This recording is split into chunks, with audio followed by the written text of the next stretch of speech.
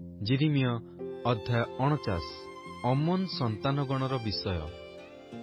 ସଦାପ୍ରଭୁ ଏହି କଥା କହନ୍ତି, ଇସ୍ରାଏଲର କି ପୁତ୍ର ନାହିଁ?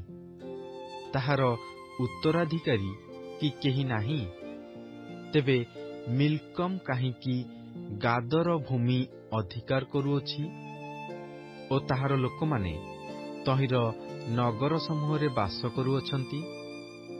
ଏହେତୁ ସଦାପ୍ରଭୁ କହନ୍ତି, ଦେଖ, ଯେଉଁ ସମୟରେ ଆମ୍ଭେ ଅମନ ସନ୍ତାନଗଣର ରବ୍ବା ନଗର ବିରୁଦ୍ଧରେ ଯୁଦ୍ଧର ଭୟଧ୍ୱନି ଶୁଣାଇବା, ଏପରି ସମୟ ଆସୁଅଛି।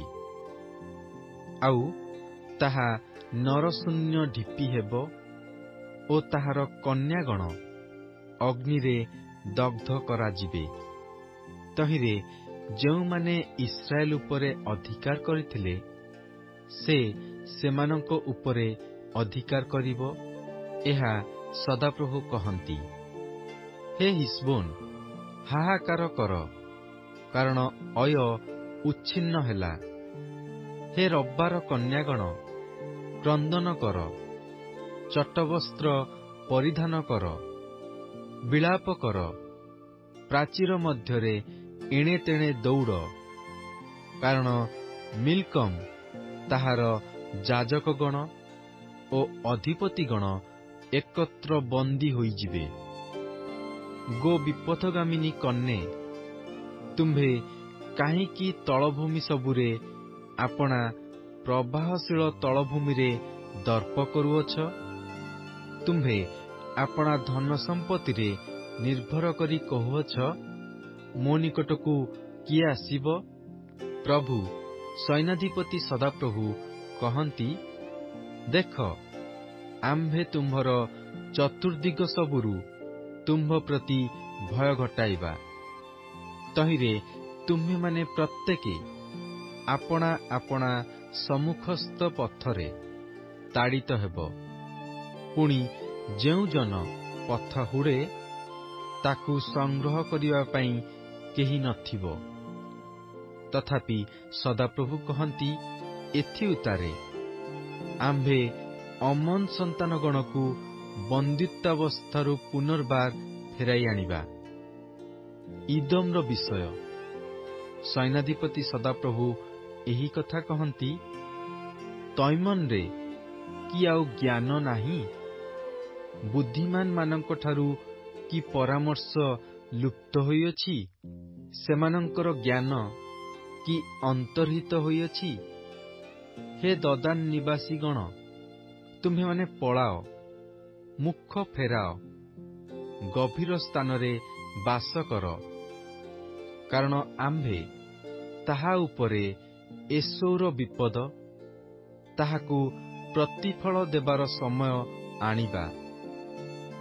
ଦ୍ରାକ୍ଷାଫଳ ସଂଗ୍ରହକାରୀମାନେ ତୁମ୍ଭ ନିକଟକୁ ଆସିଲେ, ସେମାନେ କି ସାଉଁଟିବା ପାଇଁ କିଛି ଫଳ ଛାଡ଼ିବେ ନାହିଁ? ଯେବେ ଚୋରମାନେ ରାତ୍ରିରେ ଆସିବେ, ତେବେ ସେମାନେ ଯଥେଷ୍ଟ ପାଇବା ପର୍ଯ୍ୟନ୍ତ କି କ୍ଷତି କରିବେ ନାହିଁ? ମାତ୍ର ଆମ୍ଭେ ଏଶୌକୁ ଶୂନ୍ୟ କରିଅଛୁ, ତାହାର ଗୁପ୍ତ ସ୍ଥାନ ସବୁ ଅନାବୃତ କରିଅଛୁ ଓ ସେ ଆପଣାକୁ ଲୁଚାଇ ପାରିବ ନାହିଁ। ତାହାର ବଂଶ, ତାହାର ଭ୍ରାତୃଗଣ ଓ ତାହାର ପ୍ରତିବାସୀଗଣ ବିନଷ୍ଟ ହୋଇଅଛନ୍ତି ଓ ସେ ନାହିଁ। ତୁମ୍ଭେ ଆପଣା ପିତୃହୀନ ସନ୍ତାନଗଣକୁ ଛାଡ଼। ଆମ୍ଭେ ସେମାନଙ୍କୁ ଜୀବନରେ ରକ୍ଷା କରିବା ଓ ତୁମ୍ଭର ବିଧବାମାନେ ଆମ୍ଭଠାରେ ବିଶ୍ୱାସ କରନ୍ତୁ। କାରଣ ସଦାପ୍ରଭୁ ଏହି କଥା କହନ୍ତି, ଦେଖ, ଯେଉଁମାନଙ୍କର ସେହି ପାତ୍ରରେ ପାନ କରିବାର ସମ୍ପର୍କ ନାହିଁ, ସେମାନେ ନିତାନ୍ତ ତହିଁରେ ପାନ କରିବେ। ତେବେ ତୁମ୍ଭେ କି ସର୍ବତ ଭାବେ ଅଦଣ୍ଡିତ ହେବ? ତୁମ୍ଭେ ଅଦଣ୍ଡିତ ହେବ ନାହିଁ, ମାତ୍ର ନିଶ୍ଚୟ ପାନ କରିବ। କାରଣ ସଦାପ୍ରଭୁ କହନ୍ତି, ଆମ୍ଭେ ନିଜ ନାମରେ ଶପଥ କରିଅଛୁ ଯେ ବସ୍ରା ବିସ୍ମୟର, ନିନ୍ଦାର, ଉଚ୍ଚନତାର ଓ ଅଭିଶାପର ପାତ୍ର ହେବ ଓ ତହିଁର ନଗର ସବୁ ଚିରକାଳ ଉଚ୍ଚନ ସ୍ଥାନ ହେବ। ମୁଁ ସଦାପ୍ରଭୁଙ୍କଠାରୁ ସମ୍ବାଦ ଶୁଣିଅଛି, ପୁଣି ଗୋଷ୍ଠୀଗଣ ମଧ୍ୟରେ ଏହି କଥା କହିବା ପାଇଁ ଜଣେ ଦୂତ ପ୍ରେରିତ ହୋଇଅଛି, ଯଥା ତୁମ୍ଭେମାନେ ଏକତ୍ର ହୋଇ ତାହା ବିରୁଦ୍ଧରେ ଆସ ଓ ଯୁଦ୍ଧ କରିବାକୁ ଉଠ। କାରଣ ଦେଖ, ଆମ୍ଭେ ଗୋଷ୍ଠୀୟମାନଙ୍କ ମଧ୍ୟରେ ତୁମ୍ଭକୁ କ୍ଷୁଦ୍ର ଓ ମନୁଷ୍ୟମାନଙ୍କ ମଧ୍ୟରେ ଅବଜ୍ଞାତ କରିଅଛୁ। ଗୋ ଶୈଳ ଛିଦ୍ର ନିବାସିନୀ, ହେ ପର୍ବତ ଶୃଙ୍ଗ ଅବଲମ୍ବିନୀ, ତୁମ୍ଭର ଭୟଙ୍କରତା ବିଷୟରେ, ତୁମ୍ଭ ଅନ୍ତଃକରଣର ଅହଙ୍କାର ତୁମ୍ଭକୁ ବଞ୍ଚନା କରିଅଛି। ଯଦ୍ୟପି ତୁମ୍ଭେ ଉତ୍କର୍ଷ ପକ୍ଷୀ ପରି ଉଚ୍ଚ ସ୍ଥାନରେ ବସା କରିବ, ତଥାପି ଆମ୍ଭେ ତୁମ୍ଭକୁ ସେଠାରୁ ଓହ୍ଲାଇ ଆଣିବା, ଏହା ସଦାପ୍ରଭୁ କହନ୍ତି। ପୁଣି ଇଦୋମ ବିସ୍ମୟର ବିଷୟ ହେବ। ତହିଁର ନିକଟ ଦେଇ ଗମନକାରୀ ପ୍ରତ୍ୟେକ ଲୋକ ବିସ୍ମିତ ହେବେ ଓ ତହିଁର ସକଳ ଦଣ୍ଡ ସକାଶୁ ଶିସ୍ ଶବ୍ଦ କରିବେ। ସଦାପ୍ରଭୁ କହନ୍ତି, ସଦମ ଓ ହମୋରାର ଓ ତନ୍ନିକଟବର୍ତ୍ତୀ ନଗର ସମୂହର ନ୍ୟାୟ ତାହାର ଉତ୍ପାଟନ ହେବ। କୌଣସି ମନୁଷ୍ୟ ସେଠାରେ ବାସ କରିବ ନାହିଁ, କି ଅବା କୌଣସି ମନୁଷ୍ୟ ସନ୍ତାନ ତହିଁ ମଧ୍ୟରେ ପ୍ରବାସ କରିବ ନାହିଁ। ଦେଖ, ସେ ଦୃଢ଼ ନିବାସ ସ୍ଥାନ ବିରୁଦ୍ଧରେ ସିଂହ ପରି ଜର୍ଦ୍ଦନର ଦର୍ପସ୍ଥାନରୁ ଉଠି ଆସିବ। ମାତ୍ର ଆମ୍ଭେ ହଠାତ୍ ତାହା ନିକଟରୁ ତାହାକୁ ଦୂର କରିଦେବା, ଆଉ ମନୋନୀତ ଯେଉଁ ଲୋକ, ତାହା ଉପରେ ଆମ୍ଭେ ତାହାକୁ ନିଯୁକ୍ତ କରିବା। କାରଣ ଆମ୍ଭ ପରି କିଏ ଅଛି? ଆମ୍ଭ ପାଇଁ କିଏ ସମୟ ନିରୂପଣ କରିବ ଓ ଆମ୍ଭ ସମ୍ମୁଖରେ ଯେ ଠିଆ ହୋଇପାରେ? ଏପରି ପାଳକ କିଏ ଅଛି? ଏହେତୁ ସଦାପ୍ରଭୁ ଇଦୋମର ବିରୁଦ୍ଧରେ ଯେଉଁ ମନ୍ତ୍ରଣା ଓ ତୈମନ୍ ନିବାସୀମାନଙ୍କ ବିରୁଦ୍ଧରେ ଯେଉଁ ସଂକଳ୍ପ କରିଅଛନ୍ତି, ତାହା ଶୁଣ। ଲୋକମାନେ ନିଶ୍ଚୟ ସେମାନଙ୍କୁ ପଲର ଛୁଆମାନଙ୍କୁ ହିଁ ଟାଣି ନେଇଯିବେ। ସେ ନିଶ୍ଚୟ ସେମାନଙ୍କ ନିବାସ ସ୍ଥାନ ସହିତ ସେମାନଙ୍କୁ ଉଚ୍ଚନ୍ନ କରିବ। ସେମାନଙ୍କର ପତନ ଶବ୍ଦରେ ପୃଥିବୀ କମ୍ପୁଅଛି, ସୁଫ ସାଗର ପର୍ଯ୍ୟନ୍ତ କ୍ରନ୍ଦନର ଶବ୍ଦ ଶୁଣାଯାଉଅଛି। ଦେଖ, ସେ ଉତ୍କର୍ଷ ପକ୍ଷୀ ପରି ଉଠି ଉଡ଼ି ଆସିବ ଓ ବସ୍ରା ଉପରେ ଆପଣା ପକ୍ଷ ବିସ୍ତାର କରିବ। ପୁଣି ପ୍ରସବ ବେଦନାଗ୍ରସ୍ତା ସ୍ତ୍ରୀର ଅନ୍ତଃକରଣର ସମାନ ହେବ। ଦମେଶକର ବିଷୟ।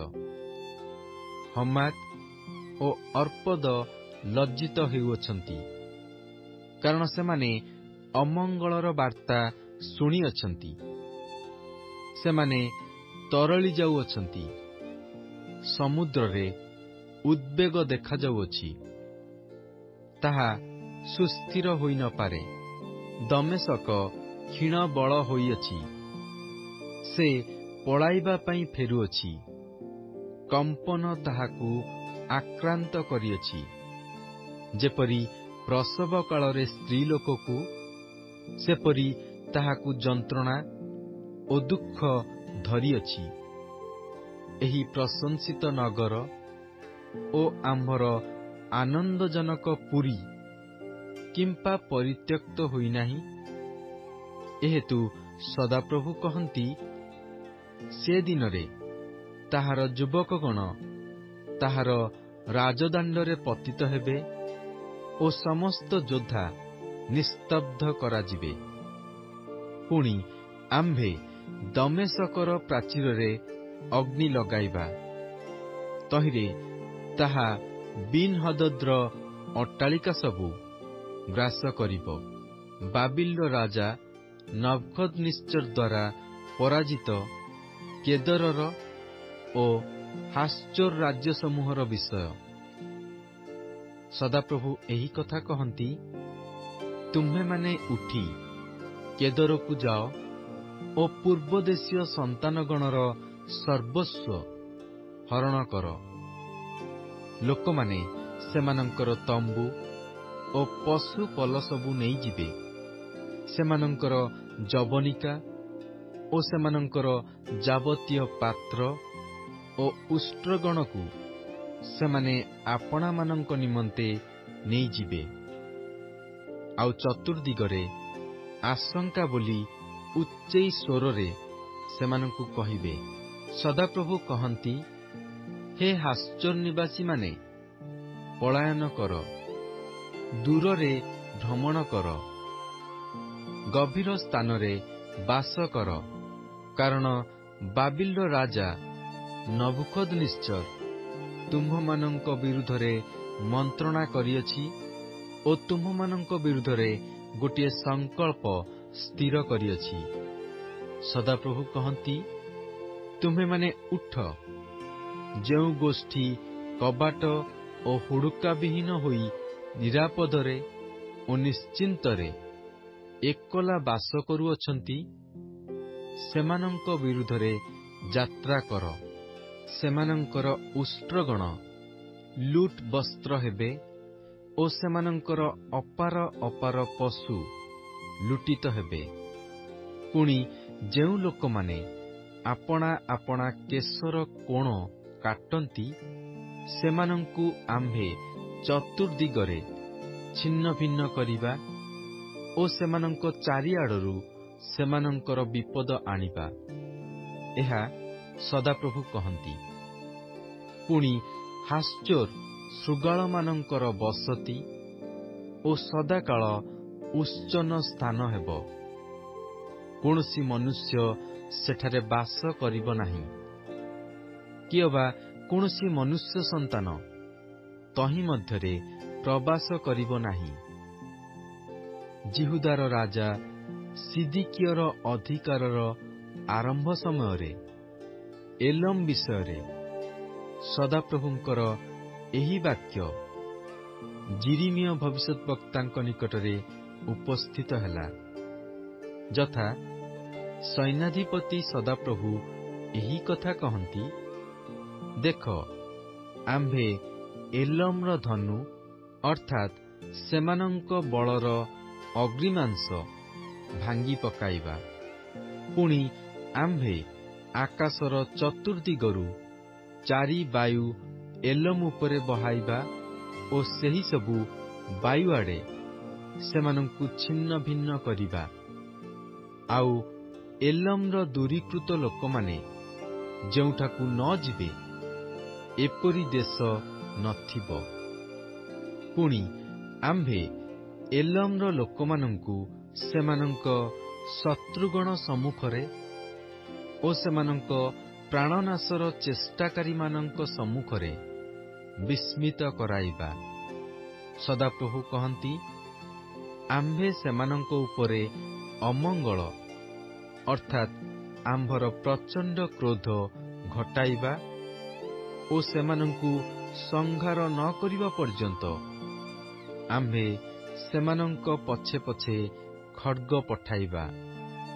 ପୁଣି ସଦାପ୍ରଭୁ କହନ୍ତି, ଆମ୍ଭେ ଏଲମ୍ରେ ଆପଣା ସିଂହାସନ ସ୍ଥାପନ କରିବା ଓ ସେ ସ୍ଥାନରୁ ରାଜାକୁ ଓ ଅଧିପତିଗଣକୁ ଉଚ୍ଛିନ୍ନ କରିବା। ମାତ୍ର ଶେଷ କାଳରେ ଆମ୍ଭେ ଏଲମ୍କୁ ବନ୍ଦିତ୍ୱାବସ୍ଥାରୁ ଫେରାଇ ଆଣିବା। ଏହା ସଦାପ୍ରଭୁ କହନ୍ତି।